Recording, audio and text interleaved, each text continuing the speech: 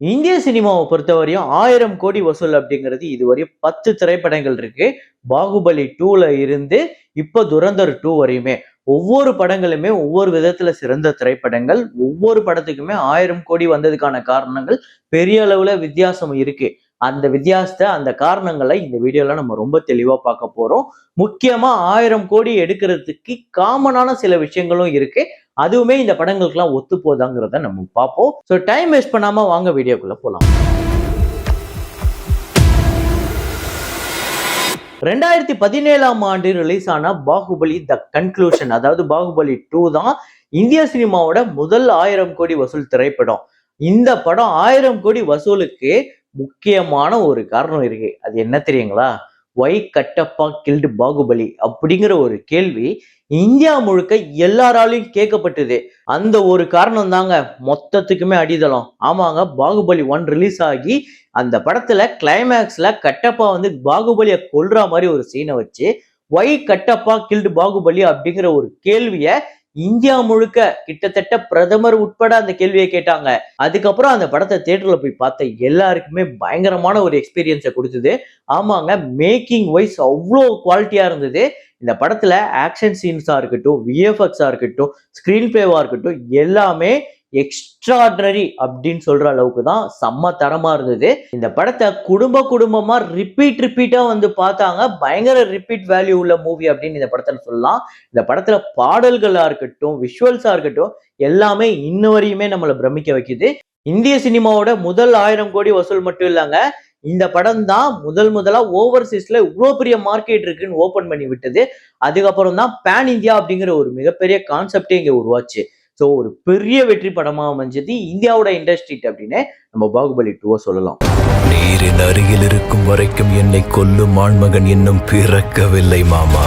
அடுத்ததா தங்கல் 2016ஆம் ஆண்டு ரிலீஸ் ஆன இந்த படம் 2000 கோடிக்கு மேல வசூல் பண்ணிச்சு.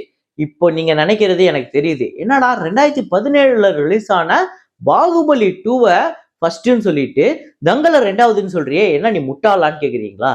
நான் முட்டாள் இல்லை, டைம் லைன் படி பார்த்தா நான் சொல்றதுதான் கரெக்ட்.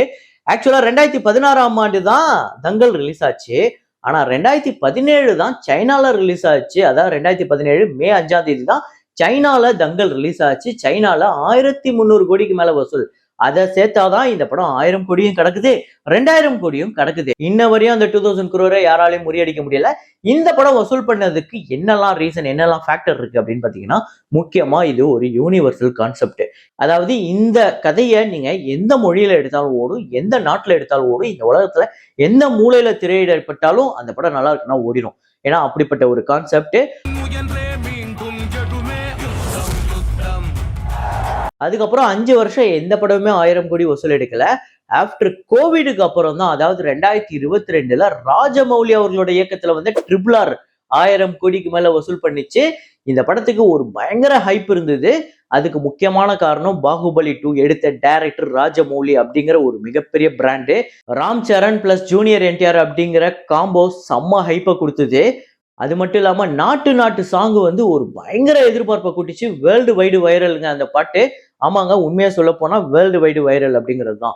அப்புறம் இந்த படத்தோட விஷுவல்ஸ், முக்கியமா அந்த இன்டர்வலும் கிளைமேக்ஸும் சொல்லி ஆகணும். அப்படிப்பட்ட விஷுவல்ஸ். இந்த படத்துல இருக்கக்கூடிய 2 ஹீரோக்குமே சமமான ஸ்கிரீன் பிளே வச்சிருப்பாரு ராஜமௌலி. இந்த படம் ஹிந்தி பெல்ட்ல செம்ம கலெக்ஷன். ஸோ இந்த படம் 1000 கோடிக்கு மேல வசூல் பண்ண ஃபேக்டர்ஸ் அப்படின்னு சொல்லணும்னா அதோட பாயிண்ட்ஸ் முக்கியமா ராஜமௌலி அப்படிங்கிற ஒரு மிகப்பெரிய டைரக்டர் அப்படிங்கிற அந்த ஹைப்பு, 2 மிகப்பெரிய ஸ்டார்ஸோட காம்போ, இந்த படத்தோட விஷுவல்ஸ், ஓவர்சீஸ் ஹிந்தி மார்க்கெட்டை பெரிய அளவுல டார்கெட் பண்ணியிருந்தாங்க. இந்த படத்துக்கு ரிப்பீட் வாட்ச் வேல்யூ, மறுபடியும் இந்த படத்துக்கும் ரிப்பீட் வாட்ச் வேல்யூ இருந்தது அப்படிங்கிறது தான் உண்மை. ஒரு மிகப்பெரிய வெற்றி படமா அமைஞ்சது 1000 கோடிக்கு மேல.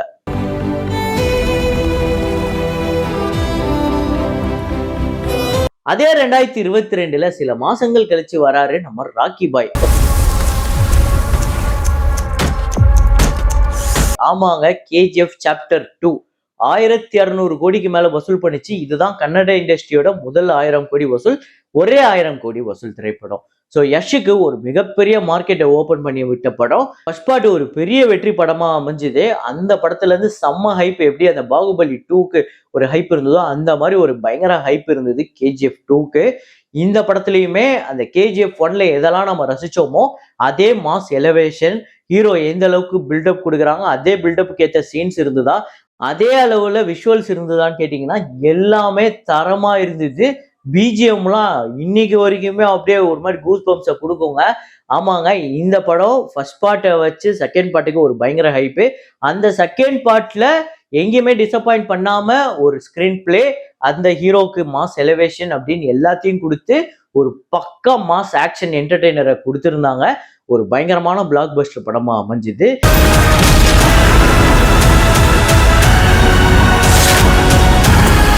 அடுத்ததான் 2023ல ஷாருக் கான் அவர்களோட பட்டான். ஆமாங்க, இந்தியில இருந்து ஒரு 1000 கோடி வசூல் திரைப்படமா அமைஞ்சது பட்டான். இந்த படம் ஆல்ரெடி நிறைய வெற்றி படங்களை கொடுத்த ஸ்பை யூனிவர்ஸ்ல இருந்து வருது. அது மட்டும் இல்லாம இந்த படத்துல சல்லுபாய் ஒரு கேமியோ பண்ணியிருப்பாரு. அது பெரிய அளவுல பேசப்பட்டுச்சு அப்படின்னே சொல்லலாம். அது மட்டும் இல்லாம ஆக்ஷன் சீன்ஸ்லாம் அவ்வளோ சூப்பரா இருக்கும். இதை தாண்டி இந்த படம் 1000 கோடி வசூல் பண்ணதுக்கான முக்கியமான காரணம், வழக்கமா இந்தியால இந்த மாதிரி ஒரு ஸ்பை ஆக்ஷன் அப்படிங்கும்போது இந்தியாவுக்காக போராடுற ஒரு ஹீரோ அப்படிங்கும்போது அதுக்கு தனி ஆடியன்ஸ் இருக்காங்க. அதே நேரத்துல அப்பதான் ஓவர்சீஸ் மார்க்கெட்ல பெரிய அளவுல இந்திய திரைப்படங்கள் வந்து அப்பதான் ஓவர்சீஸ் மார்க்கெட்ல பெரிய அளவுல ஹியூஜா நிறைய இடங்களை பிடிக்குது. அப்படிப்பட்ட ஒரு பெரிய ஓப்பனிங் கிடைச்சது இந்த படத்துக்கு. இதை தாண்டி இந்த படம் ஸ்பை யூனிவர்ஸ், சல்லுபாய் அவர்களோட கெமியோ அப்படின்னு ஏகப்பட்ட விஷயங்கள் இருக்கு. முக்கியமா இந்த படம் ஷாருக் கான் அவர்களோட படம். இது ஒண்ணு போதாதான் 1000 கோடி வசூலுக்கு. ஆமாங்க, ஒரு மிகப்பெரிய பிளாக் பஸ்டரா அமைஞ்சது. எல்லாருக்கும் பிடிச்ச ஒரு ஆக்ஷன் ஜானராவும் இருந்தது. இந்த படம் 1000 கோடி வசூல் படமா அமைஞ்சது. நாடு தனக்கு என்ன செஞ்சதுன்னு உண்மையான சோல்ஜர் யோசிக்க மாட்டான். நாட்டுக்காக தன்னால என்ன செய்ய முடியும் தான் யோசிப்பான். அதே 2023ல அதே ஷாருக் கான் இன்னொரு 1000 கோடி வசூல் திரைப்படம் கொடுக்குறாருங்க. ஆமாங்க, ஜவான். ஆனா இந்த படத்துக்கு கொஞ்சம் ஸ்பெஷலா வேற ஒரு பிளேவர் இருந்தது. என்ன தெரியுங்களா? ஆமாங்க, சவுத்து, முக்கியமா தமிழ் பிளேவர் இருந்தது. இது என்னன்னா, ஜவான் அப்படிங்கிறது அட்லி அவர்களோட டைரக்ஷன்ல வந்த படம். இதுல அந்த சவுத் பிளேவர் எப்படி வந்ததுன்னா, அட்லி அவர்களோட டைரக்ஷன், நயன்தாரா, விஜய் சேதுபதி, யோகி பாபு அப்படின்னு சொல்லிட்டு இங்க தமிழ் ஆக்டர்ஸ் நிறைய பேர் அதுல நடிச்சிருந்தாங்க. ஹிந்தி படத்துல தமிழ் ஆக்டர்ஸ், தமிழ் டைரக்டர் அப்படிங்கிறதே ஒரு தனி பிளேவரை கொடுத்தது. நிறைய எமோஷன்ஸ் இந்த படத்துல பயங்கரமா கனெக்ட் ஆச்சு. நிறைய ஏகப்பட்ட விமர்சனங்கள் அந்த படத்துல இருந்து காப்பி அடிச்சது, இந்த படத்துல இருந்து காப்பி அடிச்சது அப்படின்னு சொன்னாலுமே இந்த படம் ஓவராலா பார்க்கும்போது அந்த ஸ்கிரீன் பிளேவும் சரி, எமோஷன்ஸும் சரி, முக்கியமா டபுள் ஆக்ஷன்ல வரக்கூடிய ஃபைட் சீன்ஸ்லாம் அவ்வளோ சூப்பரா இருக்கும். ரிப்பீட் வாட்ச் வேல்யூ இருக்கக்கூடிய படமா அமைஞ்சது ஜவான். ஜவானுமே 1000 கோடிக்கு மேல வசூல் பண்ண ஒரு படமா அமைஞ்சது. SRKக்கு 2வது படம், அதுவும் ஒரே வருஷத்துல. வில்லனா முன்னாடி வந்து நின்னா 2024ல பிரபாஸ் அவர்களோட ஒரு 1000 கோடி வசூல் திரைப்படம். ஆமாங்க, கல்கி 2898 AD. இந்த படம் 1000 கோடி வசூல் அப்படிங்கிறதுக்கு நிறைய ஃபேக்டர்ஸ் இருக்கு. வழக்கமா ஒரு சயின்ஸ் ஃபிக்ஷன் படம் அப்படிங்கிறது தனியா வரும், ஒரு மித்தாலஜிக்கல் ஃபிலிம் அப்படிங்கிறது தனியா வரும். ஆனா இந்த படம் மித்தாலஜிக்கல் பிளஸ் சயின்ஸ் ஃபிக்ஷன் அப்படிங்கிறது ஒரு ஃப்ரெஷ்ஷான கான்செப்டா இருந்தது, ஃப்ரெஷ்ஷான காம்போவா இருந்தது. அதுவே ஒரு தனியா ஒரு ஒரு எதிர்பார்ப்பை கூட்டிச்சு. அது மட்டும் இல்லாம இந்த படத்துல ஒரு 3 வேர்ல்டு காமிச்சிருப்பாங்க. அதுலயே நிறைய பேர் அந்த பவுண்டி ஹண்டரா தான் வருவாரு பிரபாஸ். அதுலயே காசு இருந்தா ஒரு மாதிரி வாழலாம், காசு இல்லைன்னா ஒரு மாதிரி வாழலாம் அப்படிங்கிற மாதிரி தான், அதாவது யூனிட் அப்படிங்கிறது தான் அதுல இது கரன்சியாவே வச்சிருந்தாங்க. ஸோ அதுல வந்து ஒரு வித்தியாசமான கான்செப்ட். இந்த வேர்ல்டுல ஒரு முக்கியமான ரோல்ல கமல் சார் நடிச்சிருந்தார். ஆமாங்க, உலகநாயகன் கமல் சார் கொஞ்ச நேரம் வந்தாலுமே இந்த படத்துக்கு ரொம்ப முக்கியமான ஒரு கேரக்டர் அமைஞ்சாரு. அமிதாப் பச்சன், முக்கியமா அவர் தான் இந்த படத்தோட ஹீரோனே சொல்லணும். அப்படிப்பட்ட பர்ஃபார்மன்ஸ். இதை முக்கியமா சொல்லியே ஆகணும். இந்த படம் விஷுவல்ஸ் ஆக்சுவலா பாத்தீங்க அப்படின்னா ஹாலிவுட் லெவல் அப்படின்னு சொல்லுவோம்ல, அப்படிப்பட்ட ஒரு விஷுவல்ஸ் தான்.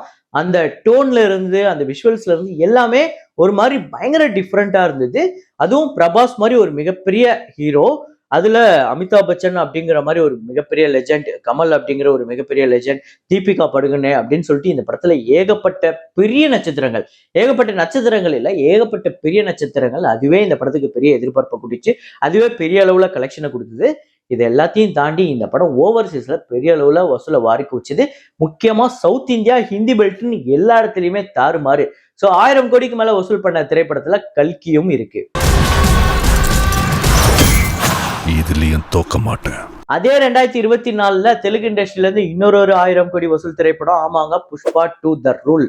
Pushpa the rise first part, அந்த படம் பெரிய வெற்றி. அதோட செகண்ட் பார்ட்டு தான் இந்த படத்துக்கு ஒரு மிகப்பெரிய ஹைப்பு. அது மட்டும் இல்லாம ஃபர்ஸ்ட் பார்ட்ல அந்த ஸ்ரீவள்ளி அப்படிங்கிற பாட்டு வேர்ல்டு வைடு வைரல். எப்படி நாட்டு நம்ம சொன்னோமோ அந்த மாதிரி வேர்ல்டு வைடு வைரல். டேவிட் வார்னர்லாம் அந்த பாட்டுக்கு ரீல்ஸ் பண்ணாருன்னா பாத்துக்கோங்களேன், அப்படிப்பட்ட வைரல். அந்த படத்துல எல்லா பாட்டுமே ஹிட் தான். முக்கியமா வேர்ல்டு வைடு வைரலான பாட்டு அப்படின்னா ஸ்ரீவள்ளி. அந்த மாதிரி ஒரு ஹிட்டை கொடுத்துட்டு அதோட செகண்ட் பார்ட் வருதுங்கும் போது சும்மா விடுவாங்களா?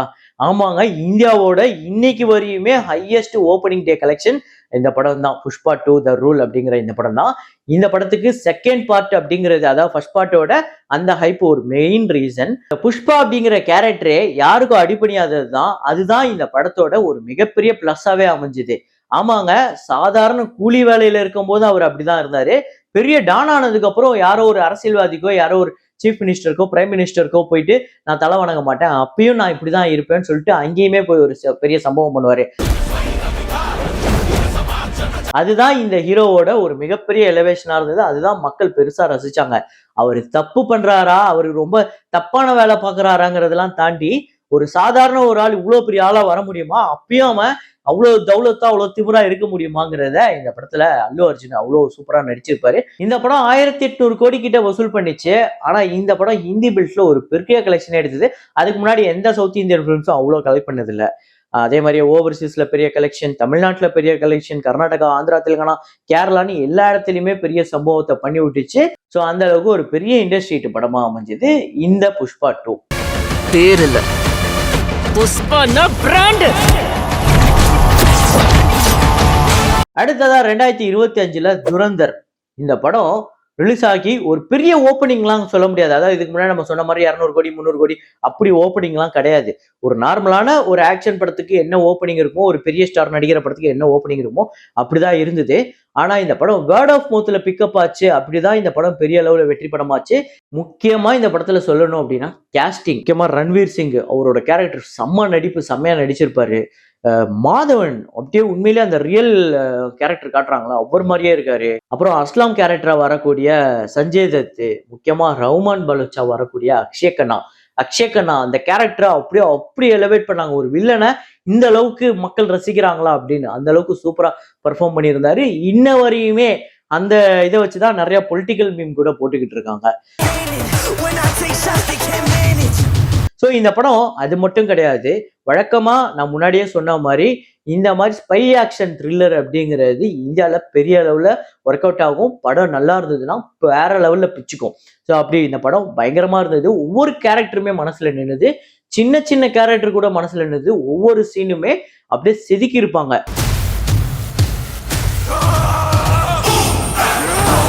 கிட்டத்தட்ட துரந்தர் 2மே இதே ஃபார்முலா தாங்க. Spy action thriller.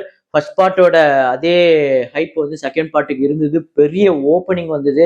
பெரிய அளவில் Overseas, Hindi belt, south Indian markets எல்லா இடத்துலையுமே பெரிய கலெக்ஷன் எடுத்தது. ஸோ துரந்தர் 1க்கு நம்ம என்னெல்லாம் சொல்றோமோ அது எல்லாமே அப்ளை ஆகும்.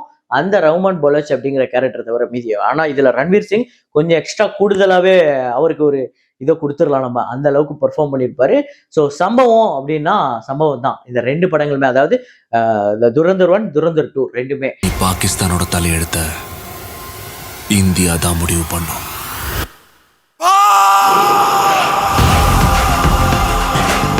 இது எல்லாத்துக்குமே ஒரே ஃபேக்டர் தான். இது எல்லாமே யூனிவர்சல் கான்செப்டா இருக்கணும், இல்லைன்னா யூனிக் கான்செப்டா இருக்கணும். எல்லாமே ஏதோ ஒரு நாட்டுல எங்கேயோ ஒருத்தன் இருப்பான்ல, அவனுக்கும் இது கனெக்ட் ஆகணும் எந்த மொழியில எடுத்திருந்தாலுமே. ஸோ அப்படிப்பட்ட படங்கள் தான் இந்த 1000 கோடி வசூல் திரைப்படங்களா இருந்திருக்கு. ஸோ இந்த 10,000 கோடி வசூல் திரைப்படங்கள்ல உங்களோட மோஸ்ட் ஃபேவரட் எது அப்படிங்கறத கமெண்ட்ல போடுங்க. இதே மாதிரி ஒரு வீடியோல மீண்டும் நான் உங்களை சந்திக்கிறேன். Signing off, Rahman.